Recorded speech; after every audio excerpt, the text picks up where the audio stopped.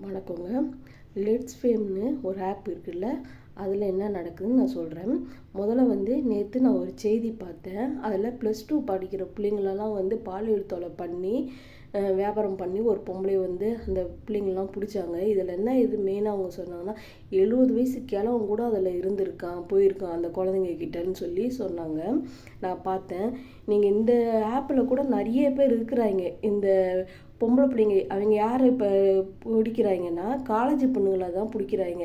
இந்த ஆப் மூலமாக எப்படி பிடிக்குன்னா, அதுங்களுக்கு சிறுமத்துறை ஆசை காமிக்கிறாங்க. இதுங்களும் ஆர்வமாக சிறுமத்துறையில் நடிக்க வச்சுருவாங்க. இவங்க கூப்பிட்டு அட்ஜஸ்ட் பண்ண சொல்லிட்டு இதுங்களை அமுச்சு விட்டுறது. இந்த வேலை இவங்க நல்லா காசு வாங்கிக்கிறது. இந்த மாதிரி கரையான் மாதிரி அங்கே நிறைய பேர் புற்றூர் இது கரையான் மாதிரி இருக்கிறாங்க. அதில் ஏதோ 1-2 நல்லா தான் இருக்கலாம். ஆனால் மெயினாக இந்த இதில் இப்படி தான் இருக்கிறாங்க. இது எனக்கு எப்படி தெரிஞ்சுன்னா, என் பொண்ணு சினிமாத்துறையில் நடிக்கணும் அதுக்கு ஆர்வம் இருந்துச்சு.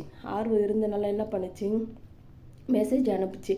அவங்க நீங்கள் அதான் நீங்கள் என்கிட்ட டீட்டெயிலாக இன்ஸ்பெக்டர் இந்த ஆவடி T6 இன்ஸ்பெக்டர் என்கிட்ட கேட்டிங்கன்னா, இந்த மொத்த டீட்டெயிலு ஃபுல்லாக எல்லாமே அவங்களை எப்படி இது பண்ணணும் பிடிக்கணுன்ற வரைக்கும் நான் சொல்லி கொடுப்பேன். ஏன்னா மற்ற பெண்கள் இதை பார்த்துட்டு நம்ம தாண்டி போயிடுவோம், இது நம்மளுக்கு பிரச்சனையாகும். ஏன்னா அதில் பின்னாடி நிறைய பேர் இருப்பாங்க, பெரிய பெரிய ஆளுங்க இருப்பாங்க. பெரிய ஆளுங்கன்னா அவன் இந்த வேலை செய்கிறவங்கள யார் அவங்க பெரிய பணக்காரனா கோடீஸ்வரன் அவங்களாம் நான் எப்படி பார்ப்பேன்னா சாக்கடையாக பார்ப்பேன். பணம் இருந்தால் அதெல்லாம் உலகம் மனுஷன் நீங்களாக கொண்டு வந்தது பணம்லாம். எனக்கு அதெல்லாம் முக்கியமே இல்லை. இவங்கள அவன் கோடீஸ்வரனாக இருந்தாலும் இந்த அசிங்க வேலை செஞ்சானா அவனை நான் சாக்கடையாக நான் பார்க்கும்போது அவன் சாக்கடை என் காலிக்கீழே சாக்கடை நாயாக தான் நான் பார்ப்பேன். அதனால தான் நான் எனக்கு மற்ற பொண்ணுங்கள் மாதிரி சொல்லாமல் போகக்கூடாது. இது என்ன அவன் எவ்வளோ பெரிய ஆளாக இருந்தாலும் யாராக இருந்தாலும் நான் உண்மை தான் சொல்லுவேன். எங்கே இருந்தாலும் நான் பார்த்தேன்னா எது இருந்தாலும் உண்மையை மக்கள்கிட்ட கொண்டு போய் சேர்ப்பேன். ஏன்னா இவங்க நல்லா அசிங்க பிடிச்சுனா இங்கே நல்லா திருடி திங்கிறதுக்கு பொம்பளை பிள்ளைங்களை கூட்டு போய் படிக்கிற பிள்ளைங்க, அதான் காலேஜ் பிள்ளைங்களாம் டார்கெட் பண்ணுறாங்க. இப்போ மெயின் காலேஜ் பொண்ணுங்க சிறும ஆசை காமிச்சு கூப்பிட்டு இந்த மாதிரி பண்ணுறாங்க. என்னை கூப்பிட்டு நீங்கள் விசாரிக்கும் போது நான் எல்லாத்தையும் உங்களுக்கு டீட்டெயிலாக சொல்லிடுவேன்.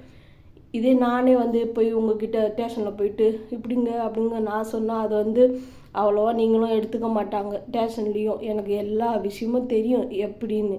நீங்களாம் என்ன கூப்பிடும்போது நான் அப்போ காவல்துறைக்கு மதித்து நான் கண்டிப்பாக சொல்லுவேன். நானாக உங்ககிட்டலாம் சொல்ல மாட்டேன். அப்புறம் இது இவங்களை பிடிச்சிருங்க. ஏன்னா ஒவ்வொரு பொம்பளை பிள்ளைங்க பார்க்கும்போது இப்படி தான் ஏமாத்துறாங்க. வயிறு எரியுது. மற்றவங்கள மாதிரி நானும் கடந்து போகணும்னு நினைக்கலங்க. நான் போக மாட்டேன். எங்கே எது தப்பு நினைக்குதோ அதை பார்த்து நான் சொல்லி கொடுப்பேன். இந்த மாதிரி தான் நான். இதனால் இப்போ மற்றவங்களாம் நினைப்பாங்க நம்மளை இவங்கெல்லாம் கொன்றுவாங்க, இது பண்ணிடுவாங்க, வேண்டாம் நம்மளுக்கே வம்புன்னு. என்னை கொண்டாலும் பரவாயில்ல. நான் இவங்க சொல்லி கொடுத்தா அப்படிலாம் பண்ணுவீங்களே எனக்கு எல்லாமே தெரிஞ்சு தான் நான் அந்த பதிவை போடுறேன். பரவாயில்ல, நீங்களாம் என்னை ஒரு நல்லது சொன்னால் ஒரு நல்லவங்களை மொத்த பேர் கெட்டவங்களாம் சேர்ந்து போட்டு தள்ளுவீங்க. கண்டிப்பாக அதை செய்யுங்க, என்னை செய்யுங்க, போட்டு தள்ளுங்க. ரொம்ப சந்தோஷமாக போய் சேருவேன். ஆனால் உண்மையை எங்கே இருந்தாலும் சொல்லி கொடுத்துட்டு போவேன். அதனால் நீங்கள் போட்டு தள்ளினாலும் பரவாயில்ல. நன்றி.